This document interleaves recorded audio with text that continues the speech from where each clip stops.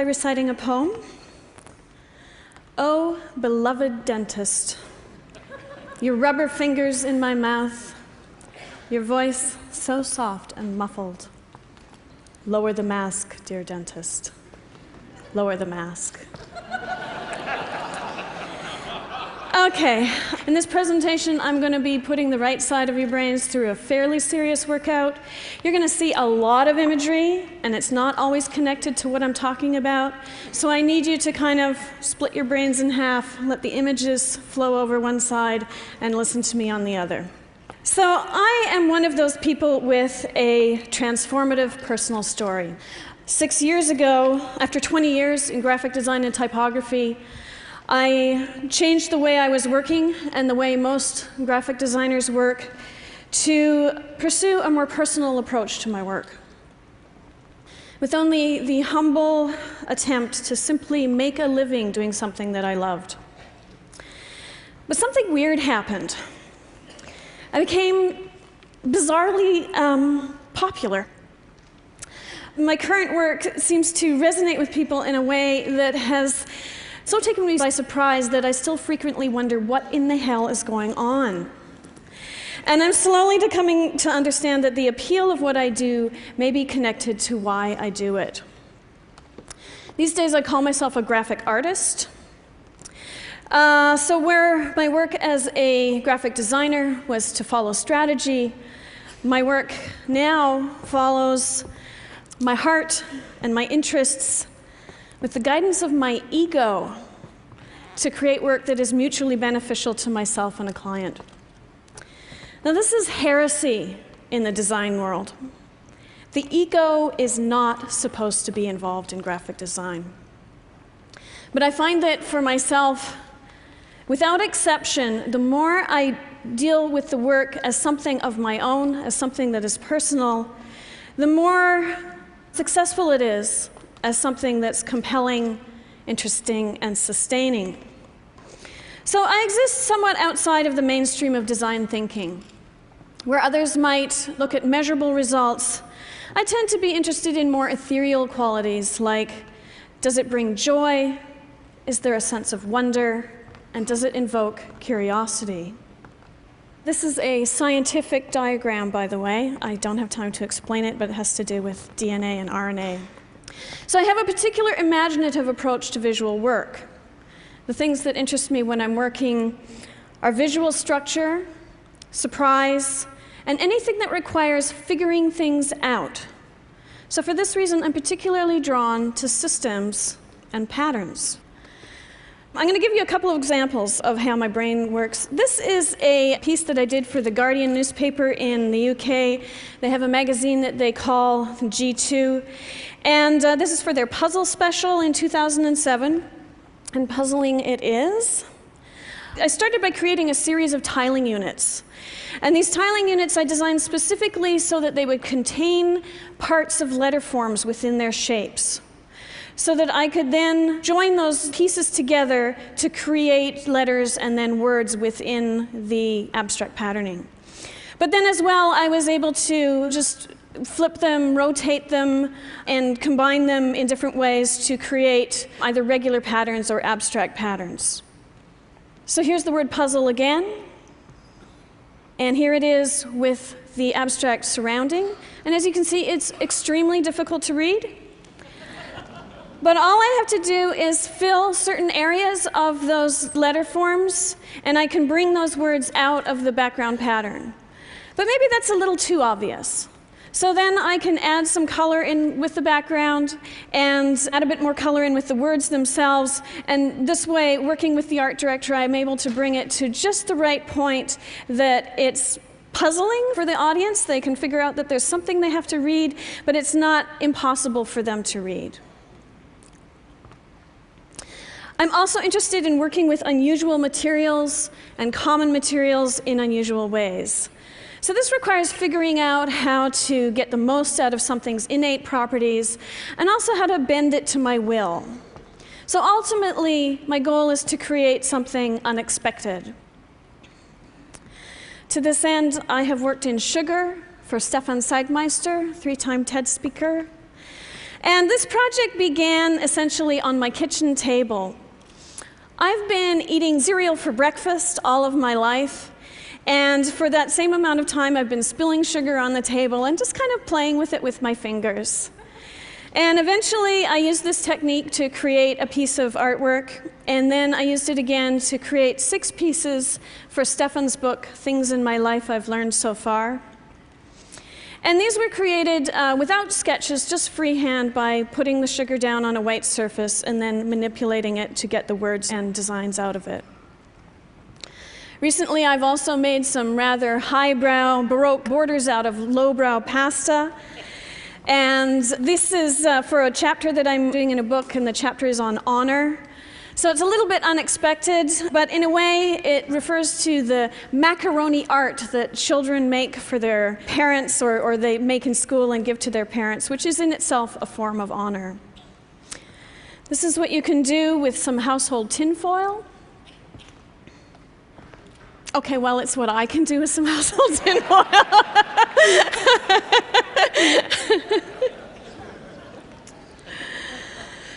I'm very interested in wonder in design as an impetus to inquiry. To say I wonder is to say I question, I ask. And to experience wonder is to experience awe. So I'm currently working on a book which plays with both senses of the word as I explore some of my own ideas and inquiries in a visual display of rather peacock-like grandeur. The world is full of wonder. But the world of graphic design, for the most part, is not. So I'm using my own writings as a kind of testing ground for a book that has an interdependency between word and image as a kind of seductive force. I think that one of the things that religions got right was the use of visual wonder to deliver a message. I think this true marriage of art and information is woefully underused in adult literature. And I'm mystified as to why visual wealth is not more commonly used to enhance intellectual wealth. When we look at works like this, we tend to associate them with children's literature. There's an implication that ornamental graphics detract from the seriousness of the content. But I really hope to have the opportunity to change that perception. This book is taking rather a long time. But I'm nearly done. For some reason, I thought it would be a good idea to put an intermission in my talk. And this is it, just to give you and me a moment to catch up.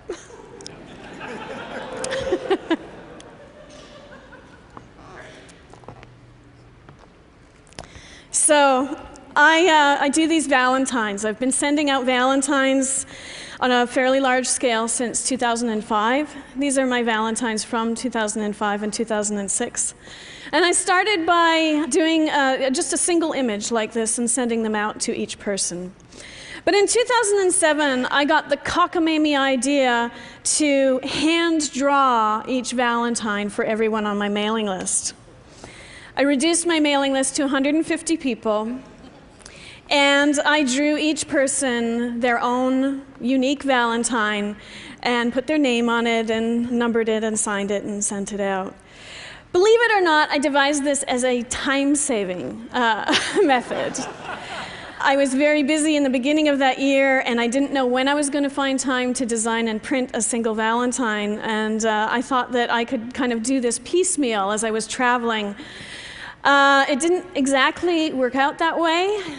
There's a longer story to this, but I did get them all done in time, and they were extremely well received.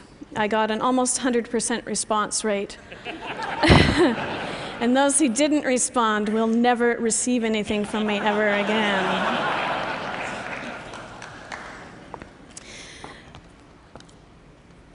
Last year, I took a more conceptual approach to the Valentine. I had this idea that I wanted people to receive a kind of mysterious love letter, like a found fragment in their mailbox. I wanted it to be something that was not addressed to them or signed by me, something that caused them to wonder what on earth this thing was.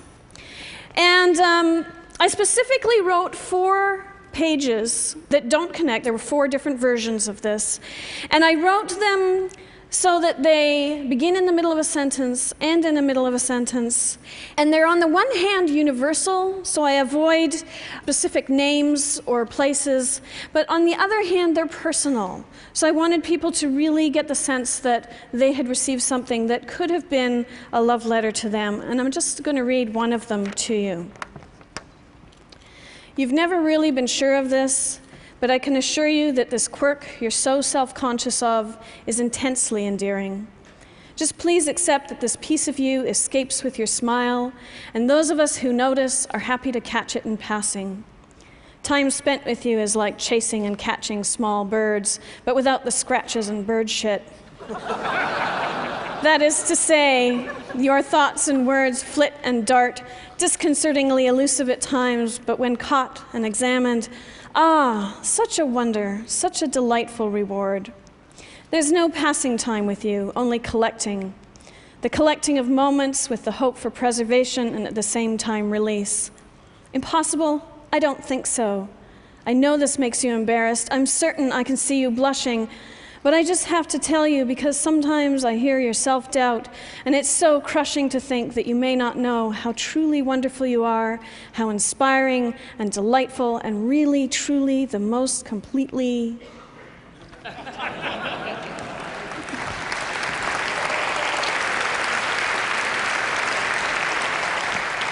So Valentine's Day is coming up in a couple of days, and these are currently arriving in mailboxes all around the world.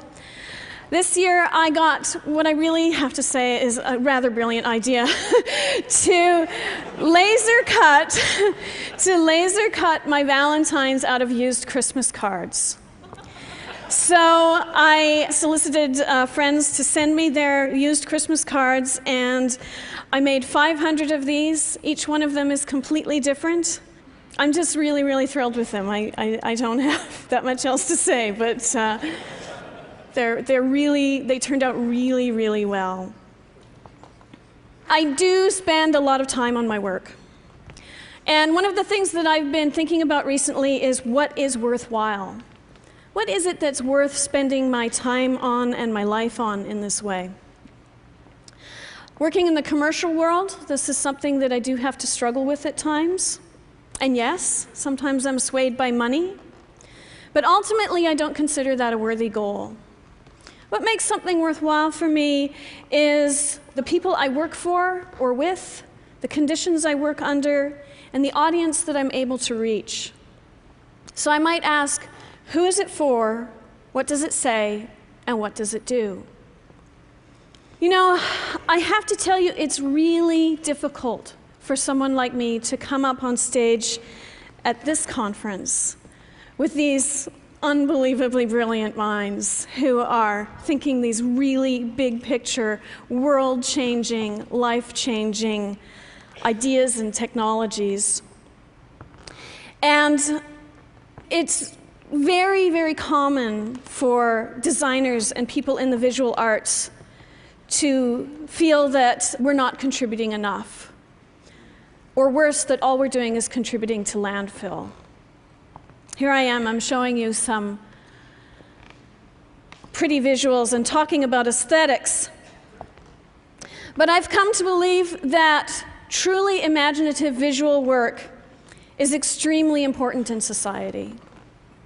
Just in the way that I'm inspired by books and magazines of all kinds, conversations I have, movies, so I also think when I put visual work out there into the mass media, work that is interesting, unusual, intriguing, work that maybe opens up that sense of inquiry in the mind, that I'm seeding the imagination of the populace. And you just never know who is going to take something from that and turn it into something else. Because inspiration is cross-pollinating. So a piece of mine may inspire a playwright or a novelist or a scientist, and that in turn may be the seed that inspires a doctor or a philanthropist or a babysitter. And this isn't something that you can quantify or track or measure. And we tend to undervalue things in society that we can't measure. But I really believe that a fully operating, rich society needs these seeds coming from all directions and all disciplines in order to keep the gears of inspiration and imagination flowing and cycling and growing. So that's why I do what I do, and why I spend so much time and effort on it, and why I work in the commercial public sphere as opposed to the isolated private sphere of fine art.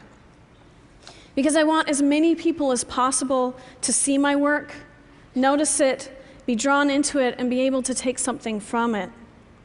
And I actually really feel that it's worthwhile to spend my valuable and limited time on this earth in this way. And I thank you for allowing me to show it to you.